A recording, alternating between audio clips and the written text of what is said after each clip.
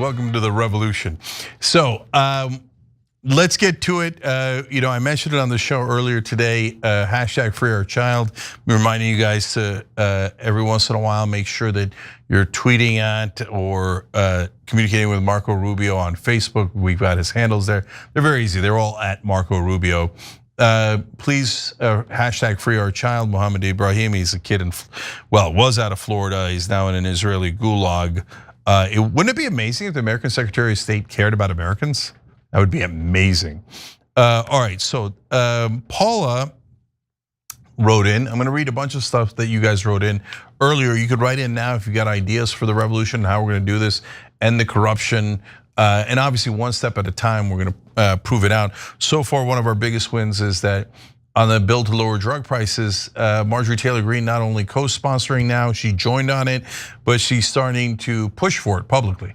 And Ro Khanna went back on the warpath and he's pushing for it on television and other shows that he's going on. So you guys are doing an amazing job. I mean, we resuscitated that bill.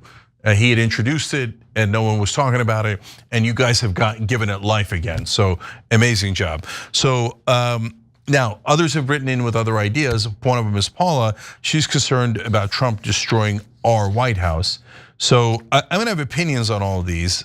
So she asked, can we block the permits for him to build the monstrosities of his heart? And the answer is, Paula, I hear you. He didn't get a permit for it. He didn't ask anyone. He just did it. And that's not his house, it's our house. And they said they weren't gonna touch the East Wing. They're destroying the entire East Wing. It's unbelievable. There was a commission that he had to report it to. Not only did he not report it to the commission, he fired the entire commission. Okay, so he's out of control. What did they criticize Michelle Obama for? Because she had a vegetable garden at the White House? Like, you planted something in a garden and it was healthy? That's a violation of the sanctity of the White House. You know, Trump's like, oh, here's a wreck, like destroys half the White House. And there's nothing we can do about it. But Paula, the bottom line is, there's nothing we can do about it. Okay, I'm being honest. If there's something we could do about it, that's the whole point of this show, right? So you're not wrong to ask. But number two, we're trying to be nonpartisan here. So I hate it. I don't know if our right-wing friends hate it. I don't know if they think it's great, it's bad. I don't know, and I can't speak for them, right? But we're trying to unify around things that we all agree on. So that's why lower drug prices, everyone other than the crooks agree with lower drug prices. Everyone other than pro-Israel radicals think, no, we shouldn't fund a genocide, no matter which country's doing it. Yes, you should release the Epstein files, on and on and on. So, but I'd be curious. I mean, if you're right wing or an independent and you watch this show about getting our government back from the as the general we just showed you on the Young Turks, that was on Tucker Carlson's program, said, we're just now ruled by billionaire oligarchs. I love that the right wing has joined the fight. So anyways, if you're one of those that are on the right or the middle, or you're a libertarian, write in and tell me, what do you think about the White House? It's okay if you think it's fine. It's okay if you think it's terrible, right? I'm not judging on that. And I'm being brutally honest with everybody, right? So if we're not united, sorry, we can't do it. We could do it on the Young Turks, right? But we can't do it here on this show where we're trying to bring people together. But I'm just assuming, so I don't want to assume, that's why I asked them to write in. All right, now let's go on other ideas. So this person is anonymous, and by the way, if you want to be anonymous, great, no problem at all. Make sure that you clarify that, okay? So should TYT consider turning some of your segments into articles? Just a thought, using AI might make it easy to summarize the discussion, then your team could tweak it, and you could publish it as a news article. It's not enough to just put out content on video. I think some news articles are helpful to spread awareness. Articles might be easier for some people to consume and share. Also, other news agencies would hopefully see the content and draw inspiration from that and report on the topic as well. Have viewers send in political cartoons or maybe hire an artist to join TYT. As they say, a picture is worth 1,000 words. This is a concise and powerful way to get your point across, and these can easily be shared across social media platforms. Well, first of all, I appreciate you looking out for us at Young Turks, and that is an interesting idea. We'll bat around here internally. But in the meanwhile, for this show, the Revolution show, if you guys want to take clips that we're doing here and turn them into articles, you want to take clips from something that we do here, whether it's an interview we do or a segment we do or something amazing that one of you guys did that we're highlighting, and turn that into a clip on Instagram or TikTok or something along those lines, that's beautiful. I love that. And then you had the idea of political cartoons. If people want to start sending in political cartoons and we put it up on tyt.com/hope, or I show it to you here. Or by the way, you create your own website and you aggregate political cartoons or anything else and you send it to us. Super happy to have it. A couple of ways to contact us, as I keep telling you, hope@tyt.com. If you have a specific idea that you need to coordinate with us, hope@tyt.com. And then for discussion of the ideas, we're doing that at tyt.com/ideas, okay? And some of the ideas based on how people have responded have moved on up the list, and we're featuring those at the top. And then you can go into the reply section and have a discussion about those ideas. So let's go to the next one. This is Chris Needs Hope. Well, Chris, you've come to the right place. So to reverse that Game of Thrones line. The idea here is America as a fandom on archive of our own. Okay, so I didn't know about this. This brother turned me on to it. So Chris, let me read your idea to everybody. I should be asleep, he writes, but I had to share something with you because we're all in different time zones. Are you familiar with Archive of Our Own? It's a fanfic site and it's awesome. You can post all kinds of work there, from audio to digital art to original fiction. Usually visitors and creators select a fandom that is already available, but I'm pretty sure that you can create a fandom too. I don't know if site managers will accept it, but they are fair. If the rules allow it, they likely will. But I love the idea of an America fandom. Chris, I'm gonna read the rest in a second, but the minute I read that line, I was like, oh, I get it, because I'd never heard of this site. And I instantly love the idea. Okay, let me give you more from Chris and then we'll discuss. He said, then we can all tap into our creativity for ourselves, each other, and the world. The site has an international audience too. It'd be like showing the world who we are, how we are fighting, and what America means to us, despite what our government does or says. People from other countries may reflect us back too. This could be a fantastic opportunity to explore America, the idea, and the country. We will get to see ourselves at our best and our worst. All of it, though, will likely be helpful. If you're on Archive of Our Own, please feel free to try it out. Good night. Okay, so guys, I mean, immediately what's hilarious and goofy is that I thought of like eagles in red, white, and blue. No, but seriously, if we did a fandom of America and on that site built something where we show why we love America, and it doesn't have to be silly and jingoistic like number one. Okay, that doesn't mean anything. What are we number one at? Explain what we're number one at, because by the way, we're number one on a lot of things. We're also not number one on a lot of things, right? So, okay, so I love America for a billion reasons. One is all of the green grass. That might sound funny to you, but I grew up in a big city in Istanbul, Turkey till I was 8 years old. And big cities are a lot of gray. I mean, Istanbul's a gorgeous city, but as a kid, you're living in an apartment building. You're mainly just seeing a city. I come here, green grass as far as the eye can see. The trees are gorgeous. If you've never lived in a place like America, when the trees turn in the northeast in the fall, oh my God. It's amazing. I remember the first time I saw it, I was like, what is going on? Why have all the colors changed? When you live in a city that doesn't have those kind of trees in the rest of the world, you don't know that. And then Halloween, I'm like, there's a holiday here where you can get all the candy you want for free? What kind of a miraculous place is this? So yes, that was the view as a 9-year-old and a 10-year-old, etc. But it's true. And by the way, you could put in how much we love the civil rights movement. I mean, look at this. African Americans were not getting the rights that they deserved, and now they are. Now, look, again, we've got a lot of work, but it's okay, guys. You can still, a relationship could need a lot of work, but still be great and still be something that you love. There's a lot of things that you could have a car that needs a lot of work, but you love that car. You've had it for 10, 20 years, and there's good reasons why you love that car. So, and for me, more important than grass and trees, although I am really corny about that, is I'm even more corny about the freedom here. I mean, I'm a guy who needs freedom because knowing my nature, if I'm in an authoritarian state, I'm a goner. I'm not gonna make it past the 20s. I mean, there's no way I make it past the 30s because at some point I'm not gonna bow. And when you don't bow in an authoritarian state, you're gone. And this country allows me to be me and doesn't put me in jail, doesn't deport me yet, and treats me like everyone else. And oh my God, having been born Muslim, I'm an atheist now, I'm on the left.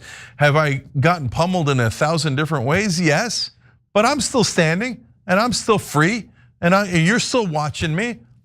I love America. So, there you go, Bart. Okay. So fun idea. There's no reason why we can't have fun in the middle of a revolution. This is a peaceful one anyway. This is a nonviolent one, so it's a beautiful way of doing it. All right, Justin wrote in, Kyle Kulinski always mentions he hopes the lawyers tracking all the illegal things going on for accountability. It would bring me hope to see a tracker and status updates on progress towards accountability. Would offer a few talking points for politicians hoping to get left votes as well. So look, I'm in favor of anything that leads to accountability for our politicians. So we're doing that site that I've been telling you guys about, corruptionwatch.us. And there we're gonna try to track the donor money and the bills and how people vote. And so already that's amazing what we built. It's gonna get a little bit complicated when you try to find the needles in the haystack because there's a lot of symbolic votes in Washington on bills they know are not gonna pass. The ones that matter are the critical ones where they're about to change a law. And then that's where you see the donor effect a lot, right? And I mean like an important law like Obamacare, oil subsidies, things along those lines.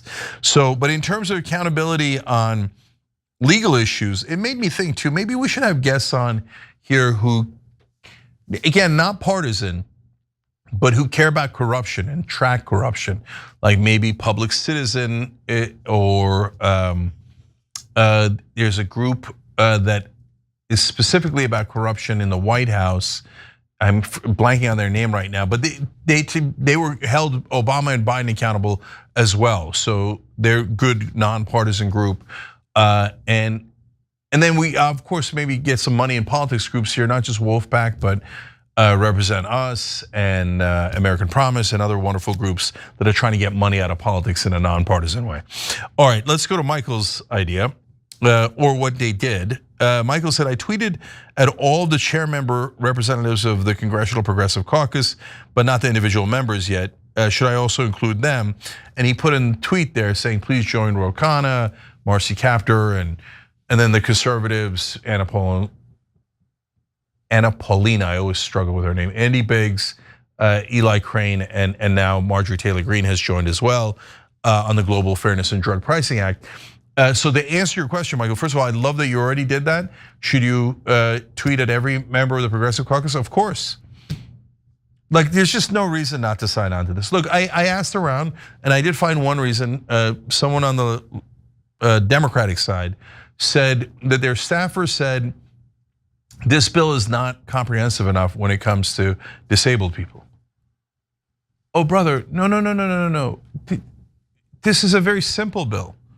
Like it just, hey, same drug prices as the developing nations. When it's becoming finalized and we're getting towards a vote and you want to introduce an amendment to look out for the disabled, no problem. And then people will vote on that amendment. If they like it, great. If they don't, no, we can't do it. I mean, we want to get democracy back. So no bill is going to be perfect. I mean, I hope folks don't use that as an excuse. And then one of you guys asked, one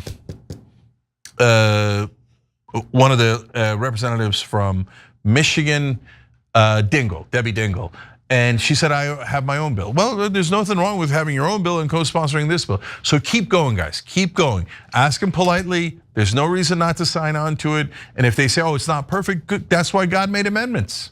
Propose an amendment once we get there. But for now, co-sponsor it, let's go, right?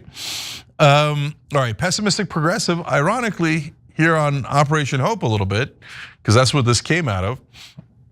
says, anyway, I love it. And of course, I see you all the time in the comment section. Said, I've had this idea for a progressive calculator that would allow the user to input some information and the calculator would display how much money would be put back into the user's pockets. Started from an idea combining all progressive policy into a single document, and from what Jenks said in his book about how politicians/corporations are stealing from people. I made a simple spreadsheet with this idea and would love to turn it into a basic website. But I have no idea how to do that. Plus, I'm sure there might be mistakes or other feedback. I contacted the BernieTax.com owner and he said the source code is available. The download to the Excel spreadsheet is here, and he included that. And he's gonna explain phase 2 in a second. He says there's a phase 2 for this idea that would be a bit more difficult, but with the work being done on the corruption website, we might be able to share or use the same data. In addition to the calculator, you could input your zip code and it would display a page showing your current Congress/Senate members and what portions of those progressive policies they support.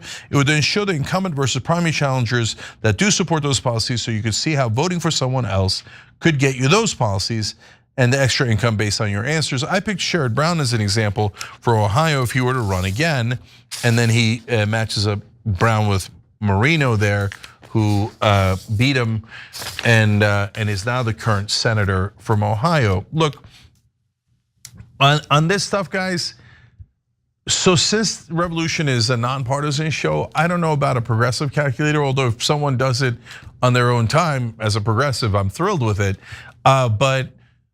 But I like the idea of a calculator. I like the idea of how much these bills cost the average American.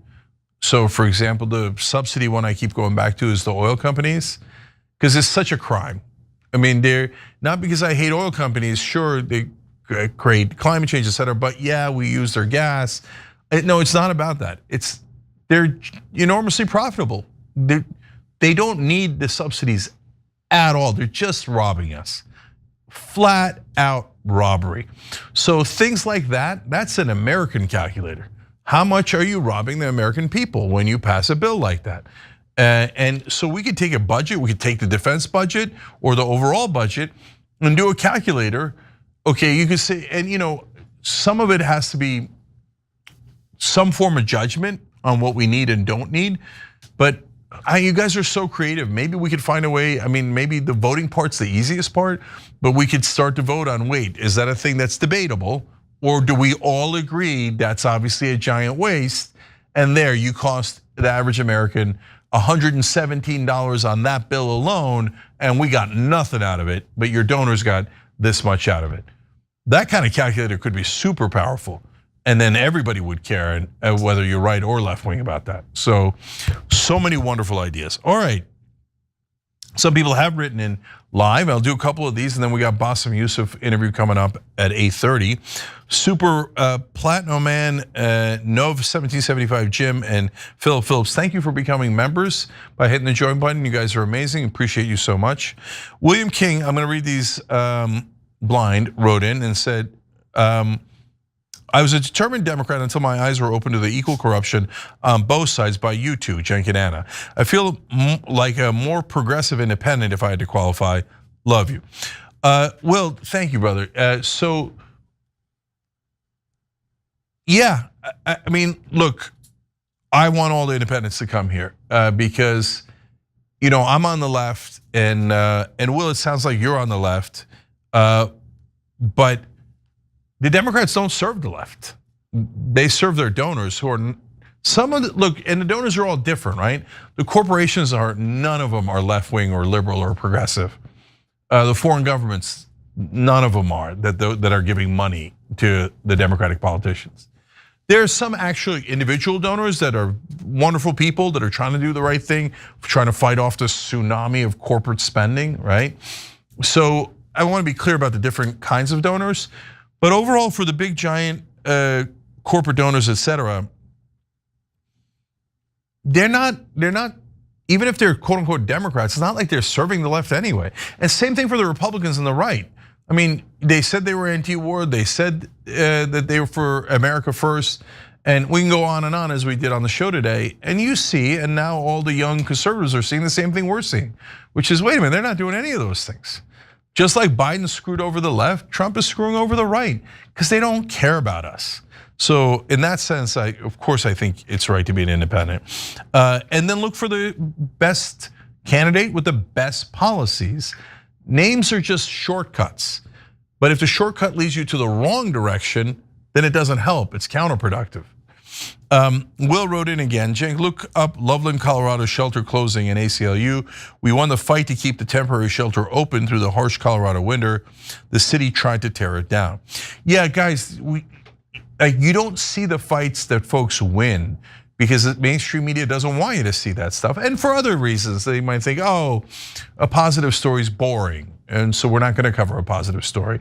Conflict sells, right, etc. But also, they don't want you to fight the system. They don't want you to fight the status quo.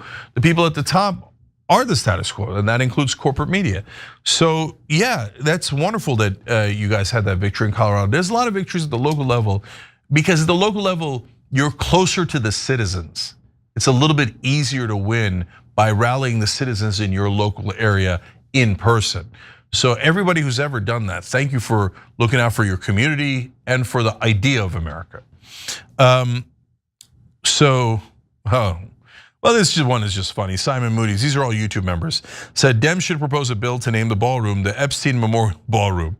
Hey, at least we get to look at something of his. Okay, no one should name anything in the White House after the Epstein. But if you told Trump ahead of time, if you wrecked the East Wing and put in a ballroom, we're gonna name it the Epstein Memorial Ballroom, then he might not have ever done it. But it's too late for that. So he thinks he's gonna call it the Trump Ballroom no matter what he says. And you know that the next Republican president, even if Trump doesn't do it, is gonna do it and be like, oh, I'm going to name it after Donald Trump. So all about their egos. What does the ballroom have to do with us? No, the ballroom is for the donors. Who's gonna be in the ballroom? American citizens? Are you gonna go into the ballroom? Am I gonna go? No. That's for giant donors to get together and play ass slap football. Oh, did you bribe them? Oh yeah, bam, nice job. Did you? Oh, you bribed them too, bam. What is ass slap football? No one knows, okay? But it's where people get together and like, it's actually a more polite form of a circle. You get it, okay. All right, let me see what else I got here. I'm worried about it. So I'll get to that one in a second. First, Churche Delanosa says, I love these ideas. They shouldn't limit them to just senators and representatives, but also judges and how they rule. Okay, that's interesting. We're adding to it. TYT.com/ideas. Make sure you're checking it out. 36 Chambers Dragon says, I'm glad that Cenk and TYT are still preaching hope. I guess some need to. I preach reality though. It's not as hunky-dory as Cenk's message, unfortunately. How dare you? No, you gotta be in the reality-based world. I don't think like all of this is going to change within 3 days, right? No, the only way to get to the right answer is to start now and take one step forward and then another and then another. And if it turns out you didn't get there, well, at least you tried, right? That's the worst case scenario. But as you see in the Colorado story, as you've seen in the national level, as you've seen so many times, a lot of times it works. Okay, the one I was mentioned earlier was Embedded Dude. Trump is going to remove the olive branch from the American eagle's talon and is going to replace it with gold. Don't give him ideas. Okay, I'm worried about it. All right, look guys, it's a good idea session. We'll continue to do this. We'll continue to have guests. And we'll try to spice things up with some other segments as well. But I love that you guys are here and fighting for America, fighting for unity, and fighting for actual American citizens. Every time you ring the bell below, an angel gets his wings. Totally not true, but it does keep you updated on our live shows.